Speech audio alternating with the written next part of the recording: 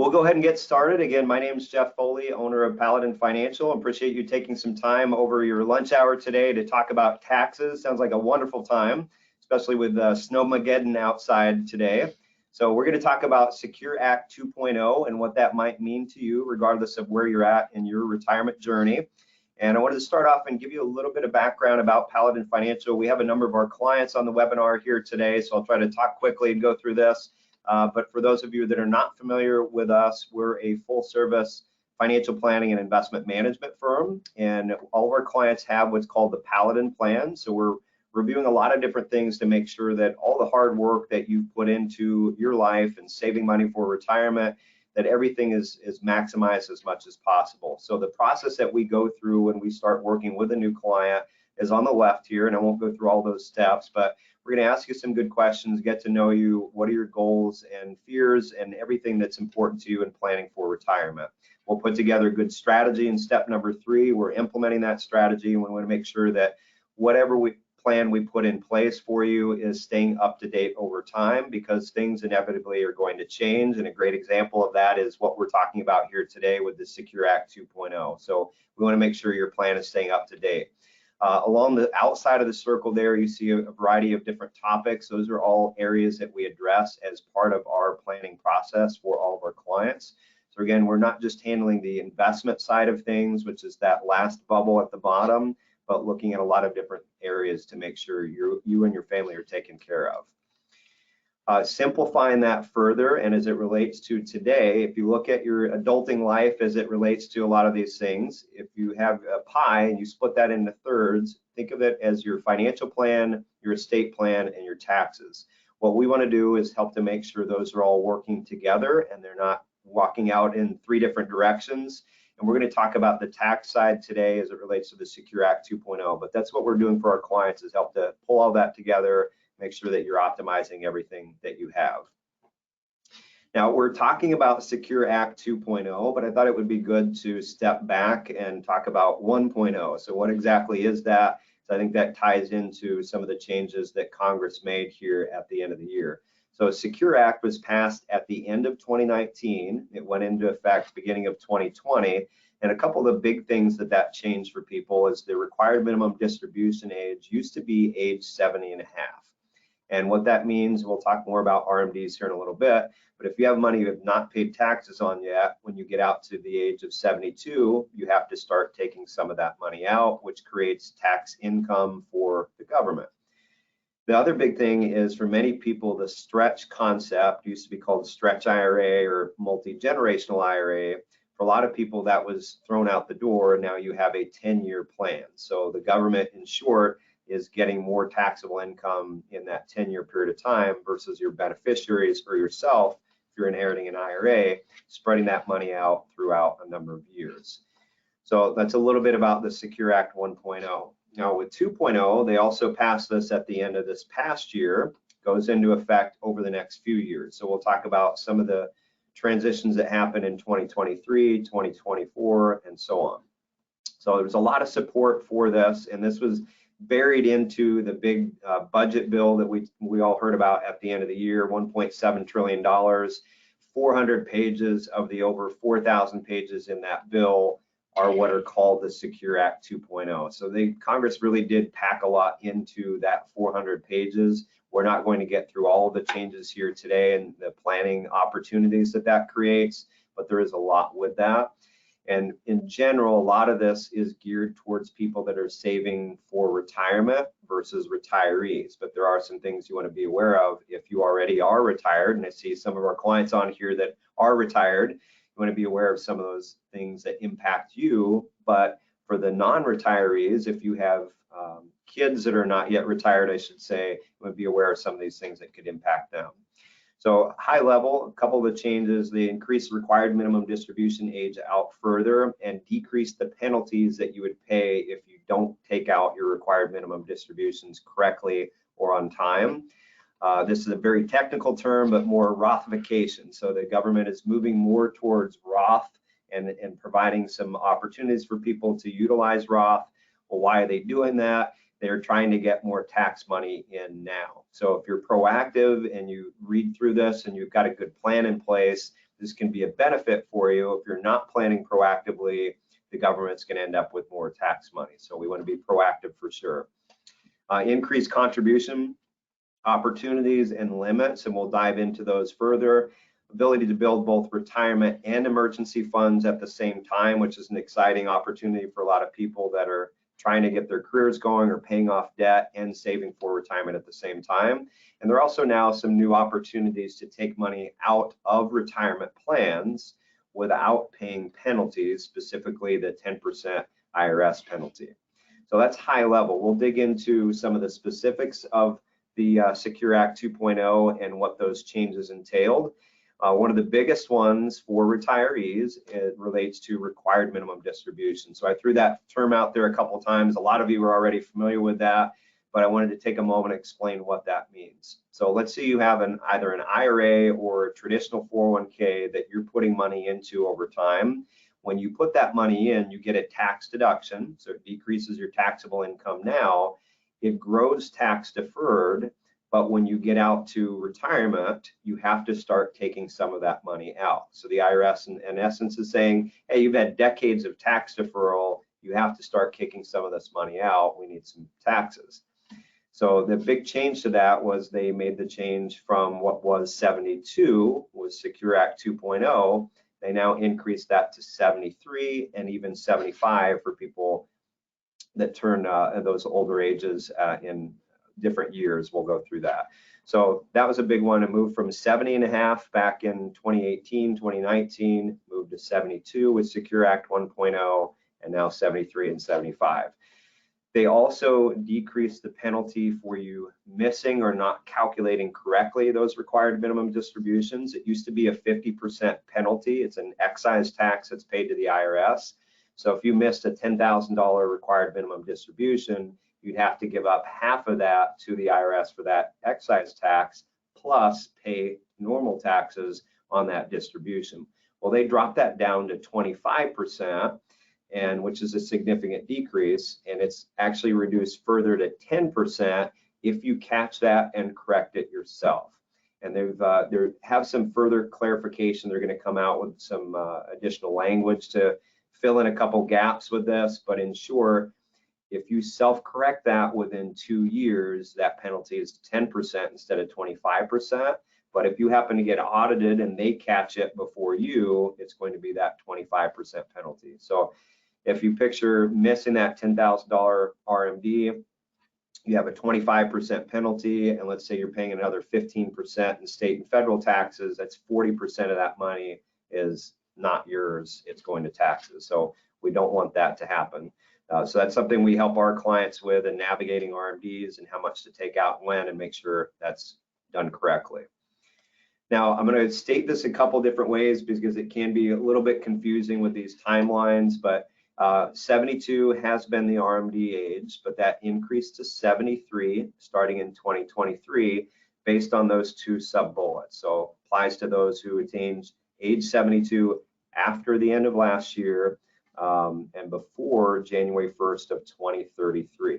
So in short, if you're born between ages 1950 and 59, your RMD age is 73.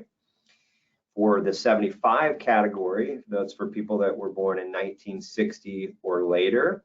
And you see the summary there at the bottom. If you were born up through 1949, age 72, 73, and 75. So you want to be aware of and plan accordingly with that. Now, at first glance, seems like a good thing. The government pushed out that RMD age from 72, 73, and 75. Why are they doing that? Well, for a lot of people, if they're not taking much out of their IRA accounts, for example, that money continues to grow tax deferred. And if you couple with that higher taxes in the future, tax rates are planned to increase over the next few years, and you have bigger IRA balances, the government's going to get more money in taxes.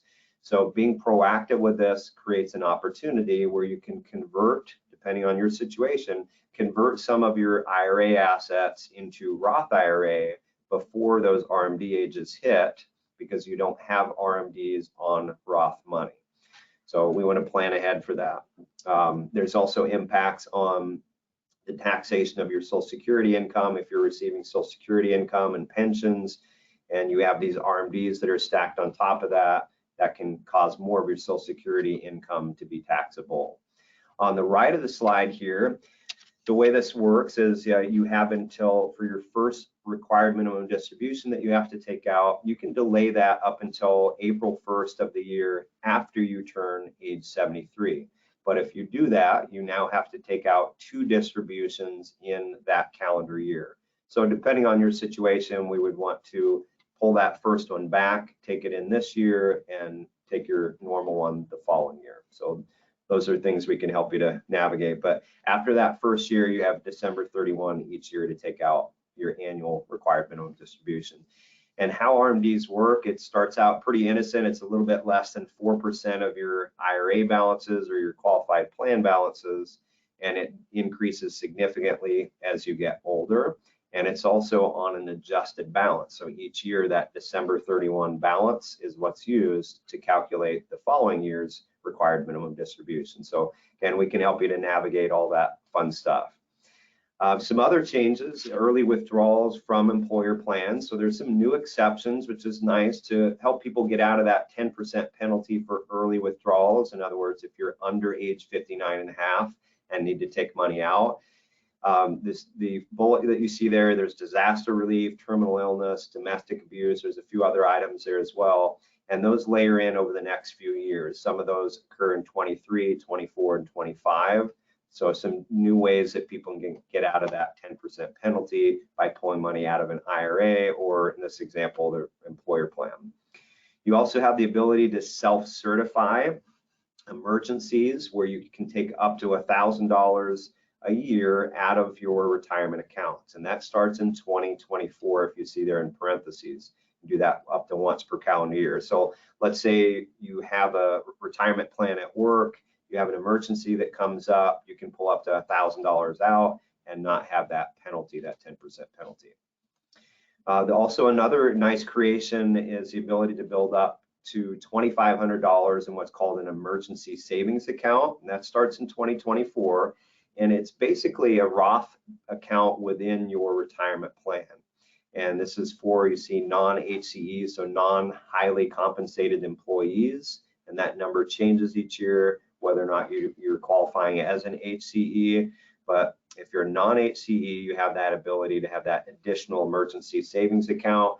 That's a nice feature, but a lot of these things that we'll talk about, retirement plans, 401k plans, for example, they have to update their terminology. They have to work with their 401k vendors, whether that's Fidelity or Empower or whoever it might be. So all the plans and the systems have to be updated to allow these new features. So for most people, their plans are not offering these benefits today, but you'll start to see announcements throughout this year as those changes are made to incorporate that. So there's a lot of hustling and bustling going on in the retirement plan world to make accommodations for that. All right, some additional changes as it relates to contributions. Starting in 2023, employer match on a retirement plan, let's say a 401k, that match can be applied to a Roth account. Now, if you do that, you have that as taxable income as opposed to it being pre-tax money, but we want to be aware of that. That's a great opportunity. You also have Roth contributions can now be made to SEP IRAs and simple IRAs. So if you're self-employed, let's say you have a simple IRA, up until this point, you could only put money in on a pre-tax basis. You couldn't have a simple Roth account. Now you can. So for SEP and simple, that creates that Rothification again that we talked about earlier.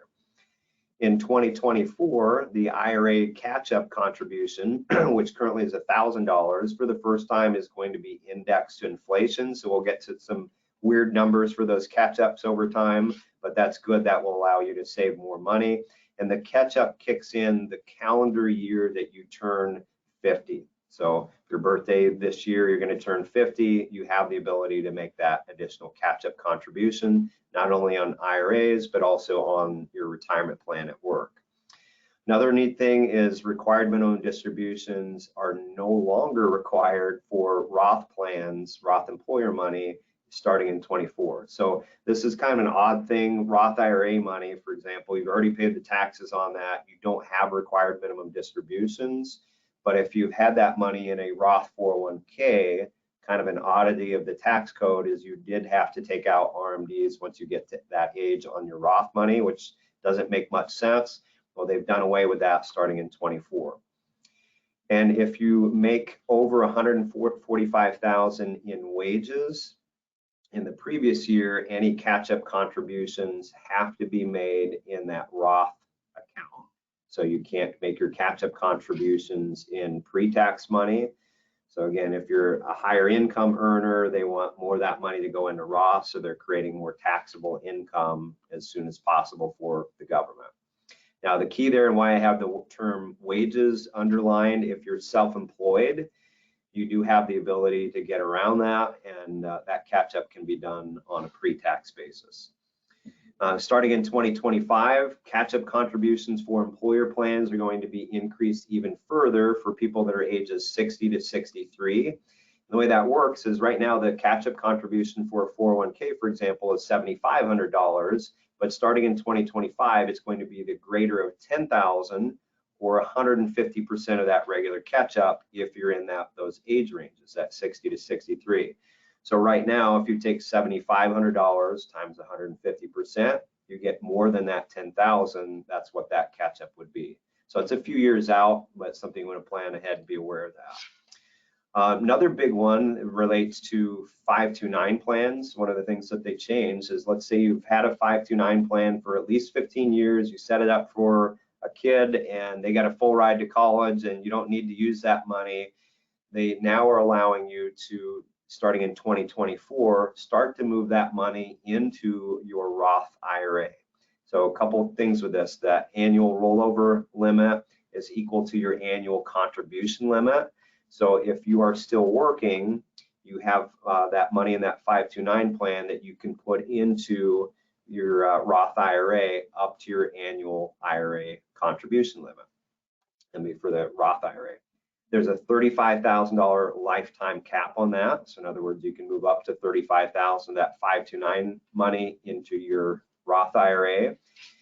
Contributions made into that 529 in the last 5 years are not eligible.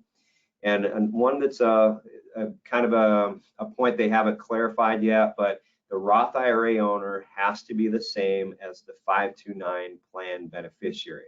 Now, what's unclear about this, and we're waiting for the IRS to provide some additional clarification, is if you have that 529 plan and you have your kid as the beneficiary and you change it to you as the beneficiary in order to start moving it to your Roth IRA, is that a new 15-year clock, or was that satisfied by all the years you've had it with your kid as the beneficiary? So that's to be determined. We'll have to see what they say on that. So some positive things with this, if you look at, there are no income limitations. So let's say you're in your prime working years, your income is higher than your Roth IRA contribution amounts. So in other words, you make too much money to put money into a Roth IRA. With this feature, there aren't any income limitations. So you can use that money to put that into your Roth IRA each year, even though you make too much money. So that's creates an opportunity for what we call backdoor Roth IRA. And so it's a good planning opportunity you want to be aware of. Some other items: student loan payments can now be viewed as elective deferrals that allow companies to provide an employer match. So in other words, if someone is paying towards student loan payments, that money that they're paying would count towards getting an employer match in their retirement plan. So that enables someone who's trying to pay down that student loan debt to also be saving for retirement at the same time. If you're not in a position to make both the student loan payments and contribute to your 401k at work, this is a great opportunity for you. And it might be applicable to your kids as well.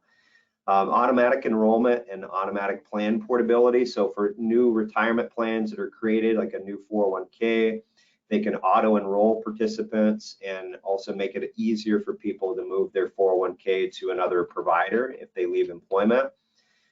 Department of Labor is in the process of creating a retirement savings lost and found. I love the terminology there. So let's say you've worked at a number of different employers over the years and you had 401ks sprinkled throughout time at different places, and maybe you've lost track of things. this is a lost and found where you can check to see, is there any money under my name out there that I can roll over to an IRA. Qualified charitable distributions. So QCDs are a planning opportunity that's been around for a number of years, and those start at age 70 and a half, which is the old RMD age. But if you're at least age 70 and a half, you can start moving money out of your IRA, for example, and give that to a charity, and that is not going to impact your taxable income. It's going to be a tax deduction opportunity there. Or they're going to start to increase the cost of, have that amount that you can put into that increase with the cost of living adjustment beginning in 2024. So right now that limit is $100,000 a year that you can do, and that will have an increase over time. They also created a new one-time opportunity where you can donate up to $50,000 to certain charity types, in short, certain charitable trusts and what are called charitable gift annuities. And with the QCDs, the nice thing with this is if you're of retirement age, you have your required minimum distributions that you're taking out, but you have a charitable intent, you can have that money go directly to the charity. It's not impacting your taxable income, which also means it's not impacting the amount of money, amount of your Social Security income that's taxed. Another item, QLACs or qualified longevity annuity contracts have also been around for some time. You can now put more money into those. So let's say you have a lot of pre-tax money, you can now put up to $200,000 into a QLAC, and you don't have required minimum distributions out as long as age 85. So you can basically defer some of that money, still have access to it, and use that as an income later down the road. So that's a good opportunity for people that have saved a lot of money in their qualified accounts. So some things that the Secure Act 2.0 does not include or does not impact. There was a lot of fear that Roth conversions are going to be taken away, and they certainly could be at some point. And what that's referring to is if you have IRA money and you want to convert that into Roth to pay the taxes now in order to have tax-free income later, there's been fear they're going to take that away. Well, the government right now is more concerned with the short run of how do we create more taxable income, more tax money now. So they want you to move more money to Roth. But again, if you're proactive with this, you can end up paying less in taxes over time. The federal tax law that we have right now is set to sunset at the end of 2025. And it's likely at that point, taxes are going to increase quite a bit from what we have today. So getting some of this money converted to Roth now is, for a lot of people, a great tax saving opportunity, but we want to plan ahead for that. They also did not take away the ability for those backdoor Roth IRA contributions. So again, that's where you make too much money to contribute directly into your Roth IRA.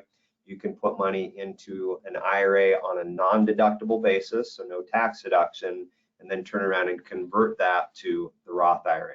So they did not close or impact that at this point. Similarly, the mega backdoor Roth is referring to doing that same strategy, but within your 401k where you have higher contribution limits. So some good news that they didn't make any negative changes there. So overall, the Secure Act 2.0, a lot of positive things have come out as a result of this. If you're proactive, depending on your situation, this could actually create some tax saving opportunities. So that's something we can dig in and help you out with and understand what your options are. For those of you that are not currently working with us, one of the things that we do is we offer a complimentary second opinion on your situation, on your retirement plan, regardless of what age you're at, if you're retired or not yet. We do a variety of different things as part of that second opinion process. I won't go through all of these here, but we're going to dig in with you and look for planning opportunities. How can you reduce taxes, create the income that you need in retirement, maximize your investments, all that fun stuff that we love to talk about. Those are all areas that we'll address as part of your second opinion. If you're interested in taking us up on that offer, there's a QR code on the screen here that you can scan to take. One of the first steps is doing what we call the color of money risk analysis. And there's 11 questions in that give us a read of your comfort level with risk, and it's kind of a starting point on the journey of going through that second opinion. But typically there are 2 meetings as part of this process, and usually they're about 45 minutes long a piece. First meeting, we gather a lot of information, look at your tax return, investments, Social Security, employment income, expenses, and so on. We gather all the information that we need in order to get back together again a couple weeks later. We've reviewed everything. We've come up with ideas and strategies outlined here in those blue boxes to help you optimize what you have today and make sure you have the retirement that you're looking forward to. So at the end of that second meeting, you decide if you want our help or not, or we part ways as friends and you've gained some knowledge and some ideas along the way, but we want to do a good job and show you how we add value to our clients, how we can add value to you. Again, there's no cost to that second opinion other than the time that we spend together.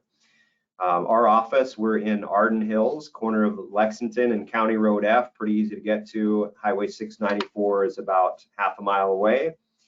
And I'll wrap up. Again, thank you very much for taking some time to dig in with us and learn a little bit about Secure Act 2.0. If you have any questions, give us a call. If you'd like that complimentary second opinion, like to schedule that, give our office a call and we get something scheduled for you. And for any of our existing clients that I see that are on here, if you have any questions as well about your plan as it relates to this stuff, please give us a call. Again, thank you all very much. Get some hot cocoa and enjoy the snow, and everyone take care. Thank you.